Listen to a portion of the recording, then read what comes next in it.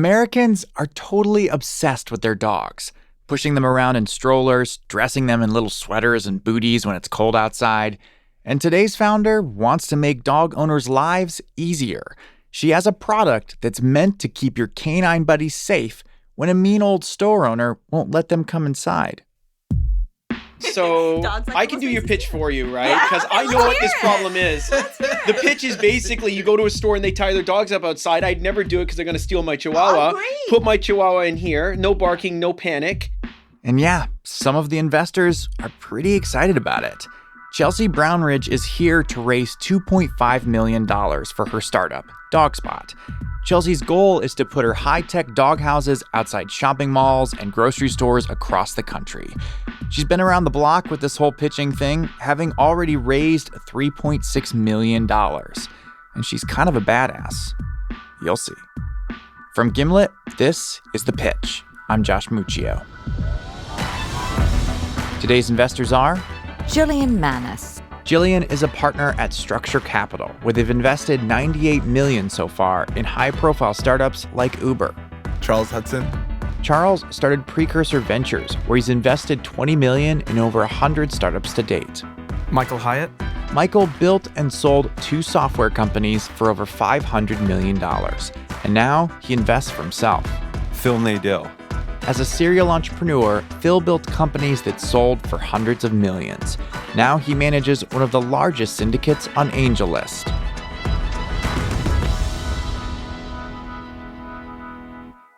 All right, here we go. Oh my gosh.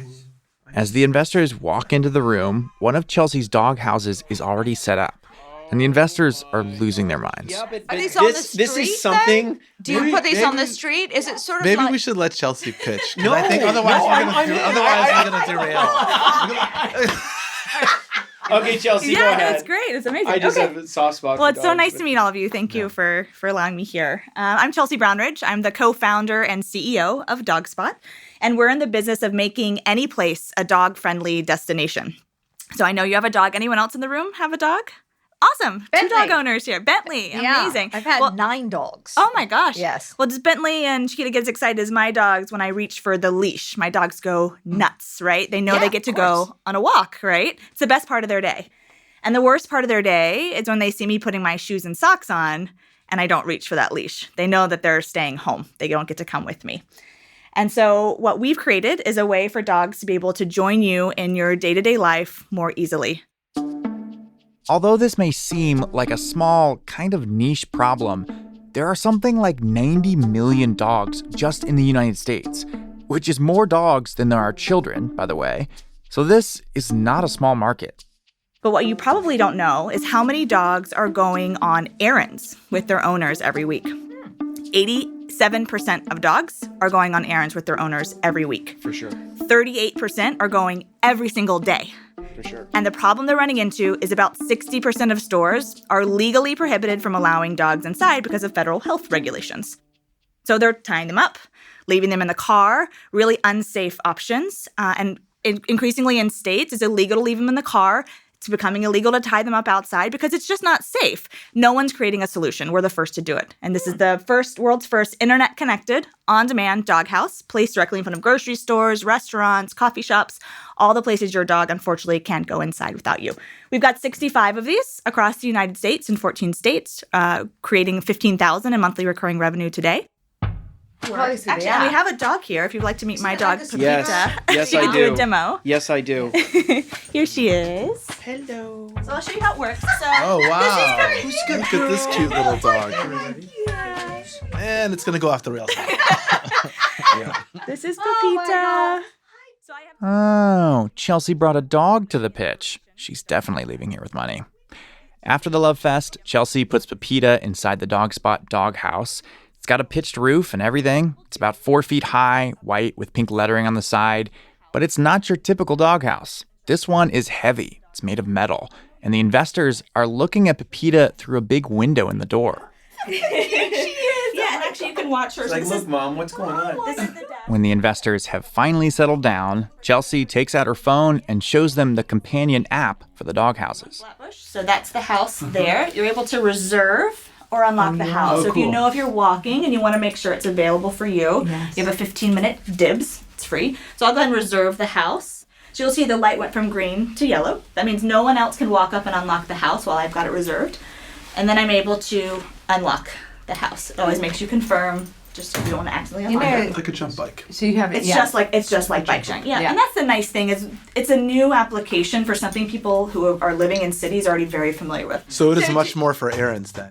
It's absolutely for errands. So she's used to it, but have you ever had, I assume that some dogs are put in there and absolutely go nuts. Yeah. Dogs Like- are den animals. They feel safer in enclosed spaces. Yeah. Of course, every dog's different, I'm but like largely. that too, actually.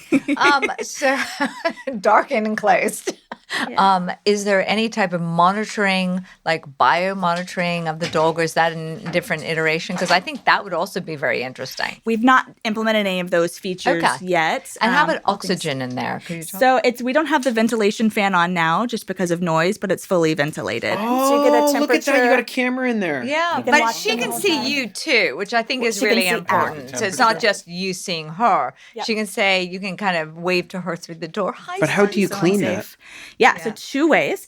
So there's a UV light sanitation in the roof of the house, which takes care of dog flu, kennel cough, any communicable disease. That goes off between every single stay. And once a day, it gets what we call a daily spot check. There are maximum dog Okay. size or limitations. Yeah, so we call this size a one size fits most. So dogs up to German Shepherd, Golden Retriever, Labs.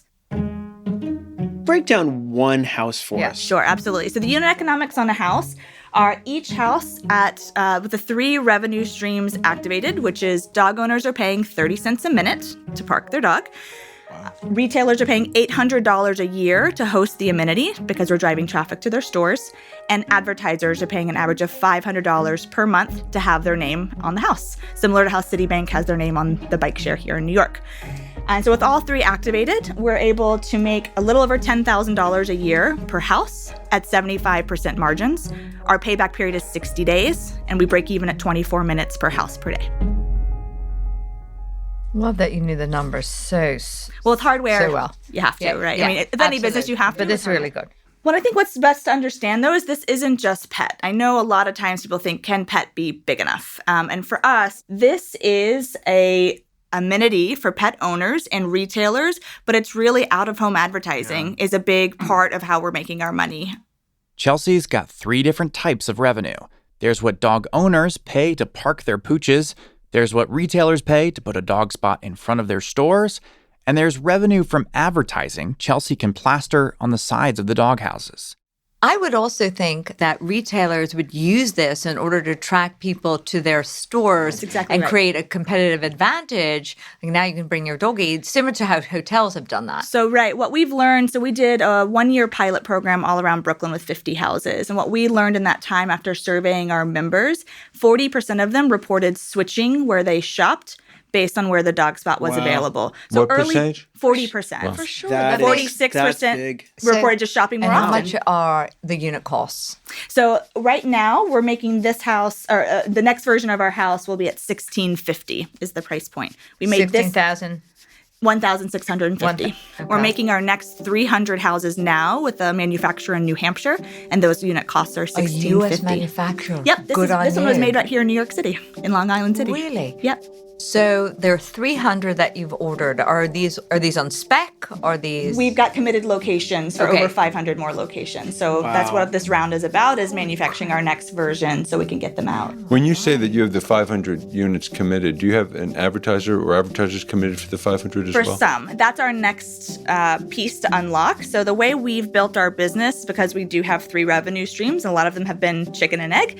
The first thing we did when we launched in Brooklyn was we were just charging dog owners the per minute price.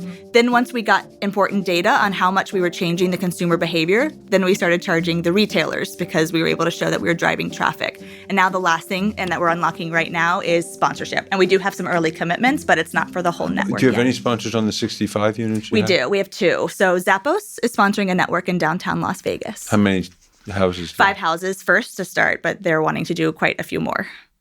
How much are you raising?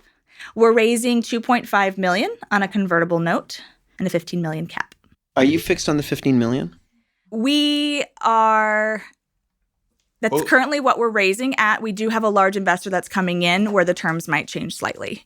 So paint the picture for us. You raised this $2 million. Where does it take your company to? It takes us to break even. Like what's your revenue at burning $2 million? Yeah, so when we're at 300, it would be 365 houses deployed. We'll be at a point where we're covering our operational costs, which is around $250,000 monthly recurring revenue. When? By next summer. We're planning on getting those next 300 out in addition to the 65. What's the gross margin on that number? So we're making, our margins are at 75%. So you said you'll break even at 365 houses? Correct. But they're committed, so it's just a matter of delivering them and setting them up. That's right. I'm going to go ahead and let the dog out real quick. So dogs sometimes poop? Sure. Yes. Just saying? There it is. So do we. They actually don't poo that often in their own enclosures. That's right. So Yes, in like 2 the years, crates. we've never had a dog have an accident inside the house. Dogs don't tend to soil their own environment. Right. Now, we do 24/7 what we call customer service. And so we are watching every single session. So if a dog were to have an accident inside, we can make the house unavailable. Now that they've come to an understanding of what happens in the event of a doggy deuce, the investors are curious to know, are people actually paying to use these puppy palaces, or are they mostly just sitting there dogless? Maybe you can talk about how much usage you're getting on each house. Yeah. So what we've built our unit economics around is 30 minutes per house per day. And that's what we're seeing in our fleet now. Why do you think you're at only 30 minutes per house per day? Yeah, so we still have a lot of education to do of the market, and it takes time for people to see it and then use it. So for example, Brooklyn is our best case scenario. What we saw once we had 15 houses out around Brooklyn, it was 23% growth month over month. And we started to exceed the 30-minute utilization. Some of our locations were seeing 60 minutes a day, others were seeing 120. Are you seeing overall increases in usage across the board? Yes. So a house gets put in place, you're seeing usage grow so each month. In Brooklyn, that's our one use, long enough use Yeah. case. So that's what I'm saying. The houses and the national expansion haven't been out that long, which is why we're at 30. Chelsea's arguing that DogSpot is still ramping up, and she's expecting that minute count to go way up over time. But when we come back, there's one big question remaining, and it's a doozy. I love the fact you've done crazy product testing here. But how do we get this to be a big business? Like, how do we get to $1 million a month? Coming up after the break.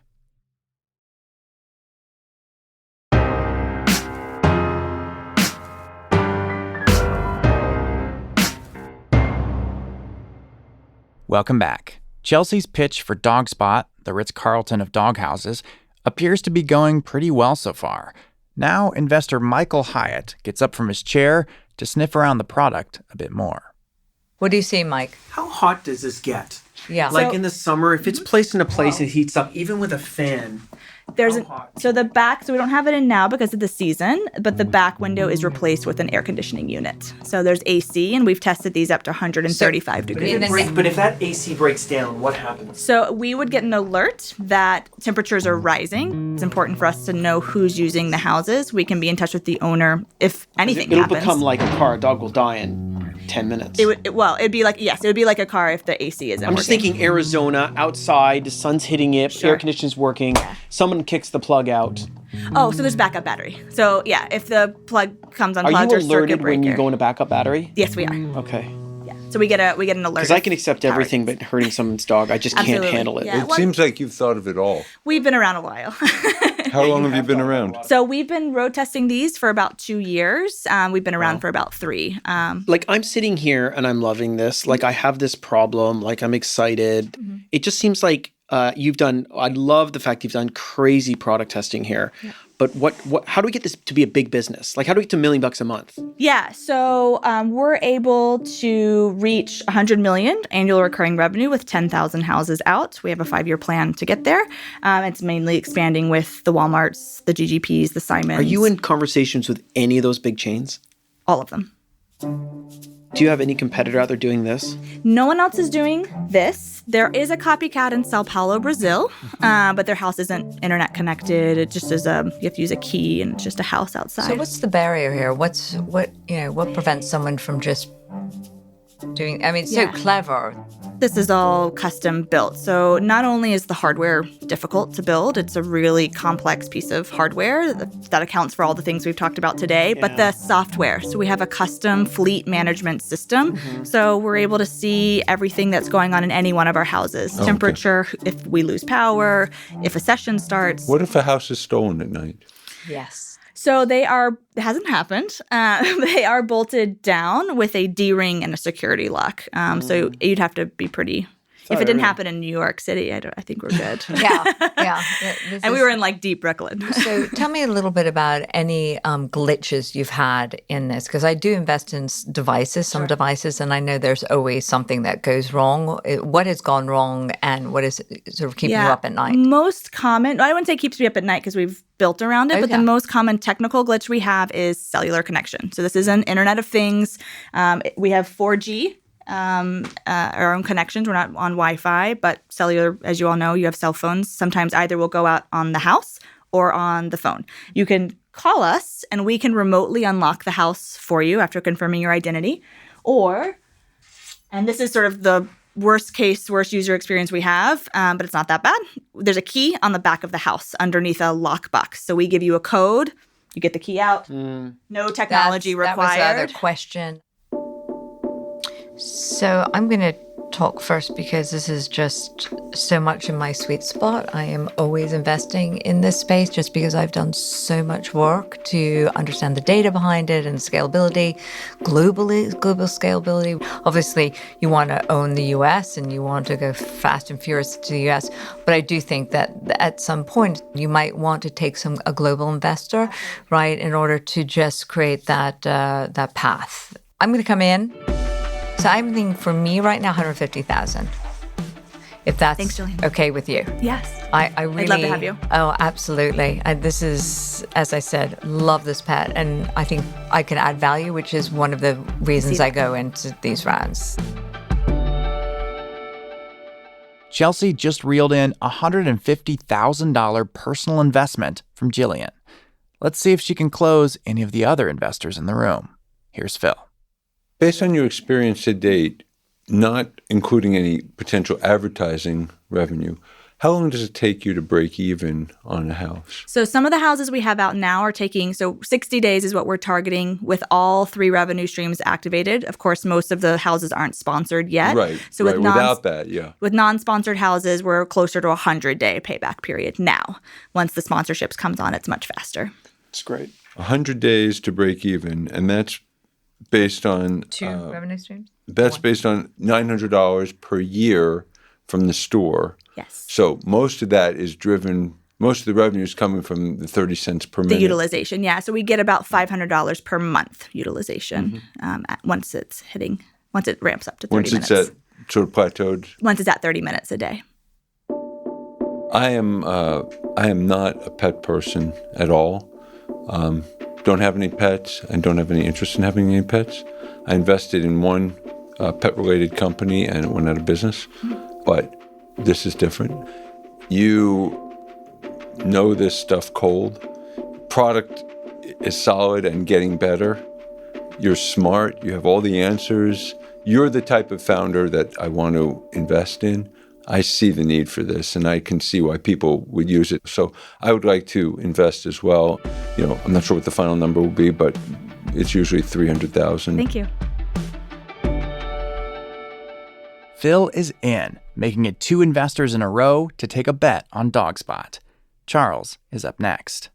About 10% of what I do at Precursor is hardware. And I think the hardest thing about hardware, other than everything, is being live in market and figuring out where the rough edges are in product, and really impressed by the thoughtfulness. Overall, I think the thing I like most about this is I think as opposed to sort of there being a pet sphere and a human sphere, I think pets are getting more integrated into public life. So I'd like to invest $100,000. Thanks, Charles. Thank you. I really like you. I don't think you had a question come up that you didn't think about it. This is a really well thought out device. And I can see people advertising. I see the revenue. I see the need. I have this problem all the time with my dog. All the time. I really like it. I think this could be a big business. I'd like to come in as well. And based on the terms of your VC lead, I'd like to see. But I'd be in anywhere from 50 to 100,000. great. Thank you. But I think this is great, and I'd love to use it. And maybe I'll be your first, give you some first places in Toronto, be your first Canadian. Yeah. Yay. Congratulations. Thank Well done. you. Thank you, guys.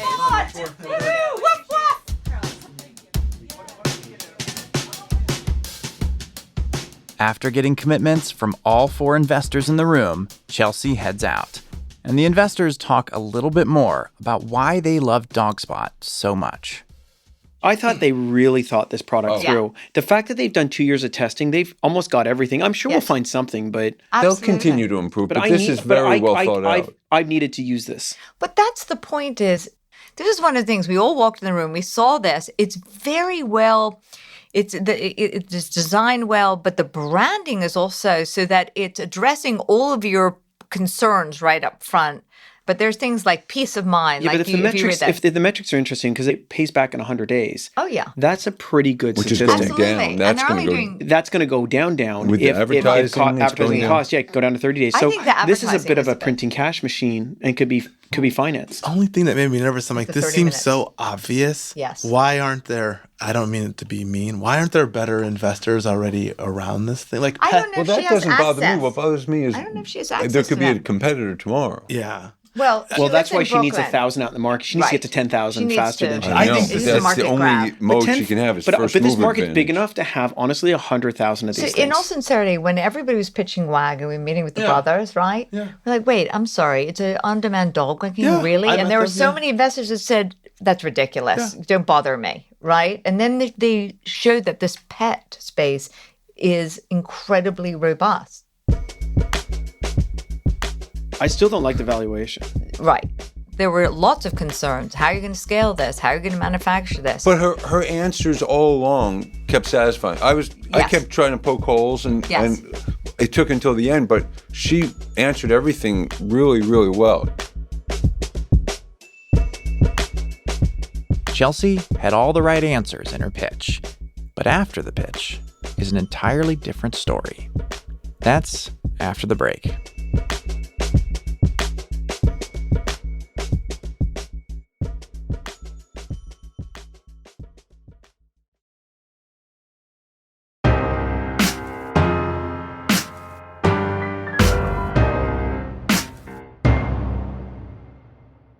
Welcome back. Chelsea's pitch for DogSpot went as well as any we've heard on the show. But something funny happened on the way to the bank. Producer Heather Rogers met up with Chelsea to talk about it. Can you tell me what happened with Jillian? I don't really know because I didn't get a chance to talk with her. I can find her email though. I've been on the road nonstop. I'm heading to Finland now. So she's a busy woman. I haven't been able to do the deep due diligence necessary. I spoke to some people and there are some concerns. Trust is going to be your biggest hurdle. I think it's a trust issue. I think that the adoption is going to be very difficult. I talked to some veterinarians and I said, would you use something like this? And it was a lot of concern about the heat in the place, the light in the place, the ventilation, the security of their dog, and that some dogs actually would get quite skittish in a box like that. Even though they like small places, it would create anxiety. Whereas a crate, they know they have their smell in there. And so I think that there were just too many concerns around the trust issue. They have to show me some strategic approach on how they will create that trust. So she just sort of, I guess, just her gut reaction changed. I wrote her back something that I feel pretty proud about. What did you write? I just said, Jillian, I don't have to tell you that truly innovative, category-defining ideas tend to be controversial. We're that. People feel strongly about what we're doing for better or worse. But before you bail, let's find a time to talk. But then I never got that chance to talk to her. You said you were proud of the email. Can you tell me more? I think it can be intimidating as someone raising money to push back on the person who has the money. And I don't always do it. I think in that moment, for some reason, was feeling emboldened that day and wanted to push back on her a little bit. And because I respect her, so I didn't want to give her such an easy out. I didn't push back a second time. Why didn't you push back again? Well, I made my point clear, hey, this is the leap of faith I'm asking you to take, right? As you know, anyone who's doing something brand new, this is our biggest hurdle. You're right. But like, I'm asking you to believe that like we can get there, to believe in me as a founder, to believe in this concept, because you so strongly did in the room. I'm not sure what changed for her. So there's one investor down, and then another decided not to take the leap, but for very different reasons. So Phil emailed us. Okay, here's where I am on investing in DogSpot. I see a very long email again. I always got very long emails from me. That's a long email. Yeah, I see. I like the product and I like you. You seem very focused, driven, and smart, the kind of founder we like to invest in. I have some significant concerns that I shared with you. He's basically saying the majority of our revenue is supposed to come from advertising, which is right. But there's been very little sold to date, which is also right. That's, again, this last one that we have to prove out. Anyone who's investing in us at this stage or invested in us now, that's the risk they're taking. If I had, during the pitch, if I had fully understood, if we had talked about it and I understood that, the advertising piece of it, representing 60% of revenue, had no traction yet, or none to speak of, then I would have either passed or pushed back on the valuation. As an entrepreneur, when you're pitching, you sort of have to weigh the fact that people are going to do due diligence afterwards, right? And if you don't bring it up or you don't develop it further, it's going to come up later, and it's easier to talk about those other areas that are more developed. Chelsea has no experience selling out-of-home advertising, and neither does anyone else on her team. How is she going to sell these ads? And I mean, we don't know. That's the point. It's unproven. I believe what he says. I believe that because of the portion of where we expect our revenues to come from, and a big portion of it comes from, we believe will come from sponsorships. And that's the last thing that we have to prove out also. He just wants that to already be happening. Yeah. But the reality is once that's already happening, he and everyone else are going to want to invest, and that's, you hear investors all the time look back and think, you don't always get it right, I guess. Yeah. Phil left Chelsea's pitch thinking that DogSpot was farther along than it was. And then when he found out after the fact that 60% of their projected revenue is dependent on ads, and that a huge majority of those ads hadn't yet been sold, that was enough to push him out of the deal. So what about Michael Hyatt? Remember, he was really jazzed about this pitch, but that new dog smell wore off pretty fast. So he backed out too, for essentially the same reason as Phil. Since DogSpot's ad revenue was only trickling in, he wanted to see a lower valuation for the company. Heather asked Chelsea about it. What he said to me was that he felt like your valuation was too high and that he thought the company was worth like $2.5 million. Yeah, valuation's an art. That surprises me. Valuation's an art. We've raised previously at 6 and 9. So that's what we're valued at. It's kind of black and white. Right. So. Wah, wah, wah. You're shrugging your shoulders and kind of grimacing a little bit. Yeah, I mean, I don't know. They want the best deal possible, right? So it's their job to try to get your valuation down when they're trying to invest in you. Mm-hmm. And then it's their job to try to pump up your valuation when they're trying to get money from other people. Right. So that's, he's playing the game. After a string of disappointments, there was one investor Chelsea hadn't heard from yet, Charles Hudson. It was a while after the pitch before Charles and Chelsea found the time to connect, and by the time that happened, everyone else had already passed. But since Phil had already done a deep dive on the business, Chelsea told Charles, "Why don't you two share notes?" So they did. Phil sent Charles his findings on the company, and then I gave Charles a call as he was walking the streets of Detroit. So I wanted to call you and actually find out if you could give me the scoop on what happened with DogSpot. Oh, I'm going to wire this week. I'm going to invest. Yeah. What? Okay. Yeah. That's great news. Yeah. Well, what happened is Phil had a bunch of questions and he was like, these are kind of, as he does. I really love Phil because, if I'm an optimist, Phil's kind of a pessimist. Or a skeptic. Pessimist is maybe, sorry. Phil's a skeptic. Skeptic. He's for sure a skeptic. And so he sort of dug into the numbers and basically said, look, you haven't really done anything on the advertising side. How do I know that you're going to be able to pull this off? Now, one advantage I have over Phil is that I have two companies that I've invested in the past that are both done out-of-home advertising plays. And so, like, I called them both, and they're like, it's not that hard. They're like, look, it's not trivial to start a brand new out-of-home advertising network, but they're like, it's also far from impossible. Okay. Meaning, like, you don't need to necessarily have expertise in the thing before going out and starting a business that does this. Yeah. You know that everybody else dropped out? Yeah. How do you feel about that? I'm not surprised. Not surprised? It's a trend. It's a trend. It happens a lot. People backing out of deals, or? I've noticed I rarely change my mind. So, like, if I commit in the show, unless there's something really material that comes up, I'm sort of like, I've made up my mind. Yeah. Well, I think it's great. Interestingly enough, Charles told me that it was all the difficult things about DogSpot that are the things that made him excited to invest. The fact that it's a physical product, that there's hardware and software and cellular service all working together, the fact that they have to build this brand new ad network from scratch, all of these things that would drive many investors away didn't have the same effect on Charles at all. Actually, it was quite the opposite.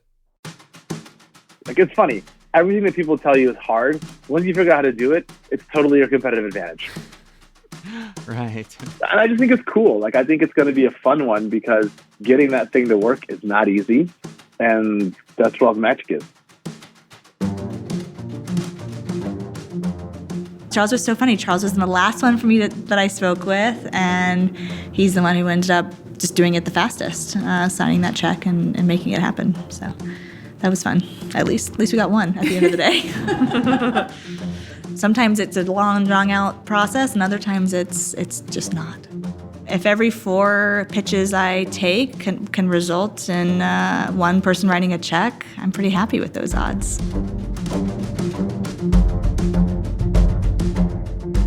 Chelsea was able to raise all the money she was asking for, and then some. She actually increased the amount she was raising from $2 million to $3 million to let all the investors who wanted to invest in on the deal. That's all for today's episode. Thank you so much for listening. We'll have a brand new episode for you next week. See you then.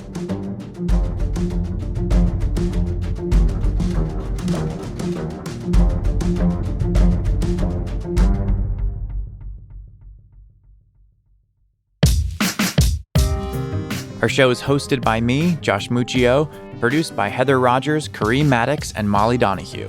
We are edited by Blythe Durrell. Theme music by The Musemaker. Original compositions from Breakmaster Cylinder, Bobby Lord, and The Musemaker. We are mixed by Enoch Kim. Lisa Muccio planned the recording of this pitch. We discovered DogSpot because of an introduction from Margot Schmorak, the founder of Hostfully, who many of you will remember from episode 36. Thank you, Margot. This is our disclaimer. No offer to invest is being made to or solicited from the listening audience on today's show. You can find more episodes of the podcast on Apple Podcasts, Spotify, or wherever you listen. You've been listening to The Pitch from Gimlet. We'll be back with a brand new episode next Wednesday.